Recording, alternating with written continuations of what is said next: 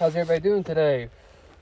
Hopefully everybody's doing well. Doing a video today going over the HP ChromeBook G8s. Video here where you see where the screen was flickering while it was going, as you move the lid back and forth, the screen would flicker. So here I'm just pretty much just taking it apart and diagnosing and seeing what's going on, because it can be several different things that it could be. So the first thing here is that connector there to the motherboard. That is the number one cause of that, is somehow they kind of back out of that connector, and just resecuring that usually fixes a lot of the issues. But unfortunately this was not it. It was actually that wire right there that was burnt. And how they do that, I'm not real for sure on how that happens, but it's rare, but sometimes it does. It is a thing.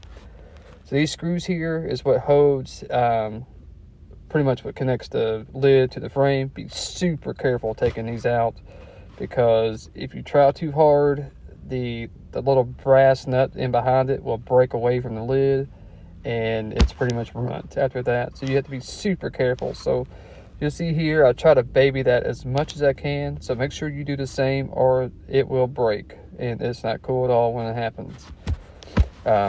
Usually you have to buy a whole new lid for it. So there I was taking the screen out. There is like a little metal connector there that holds that connector there in place. So make sure you pry that up. Some have them, some don't. Make sure you check so you can disconnect it. And here I'm trying to take the old cable out. I'm trying to be very careful. Like I said, those little brass nuts there are super sensitive. So yeah, it is broken for sure. I got a new one there. I'm going to be replacing it.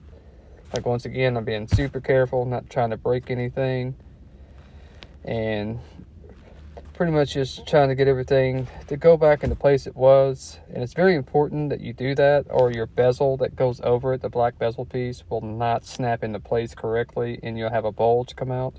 So make sure it goes the same route as it was before. So a lot of times I would take a picture or something on my phone to ensure that, I know where it goes. So it's always good to have a reference point there. So, but it could be tedious work, but it is worth an attempt. So here I got the new one in, and connecting the screen back to the new cable. So let's see. Yeah, I was trying to get that little sticker thing off, but actually I waited on that just in case I had to take it back off again. So here, make sure everything's secured and put back into place. And I've already got the screws back into the screen. I'm checking to make sure that cable is in the right path. I'm putting my bezel back on. And this time I've already shook the screen multiple times to make sure before I put the bezel back on.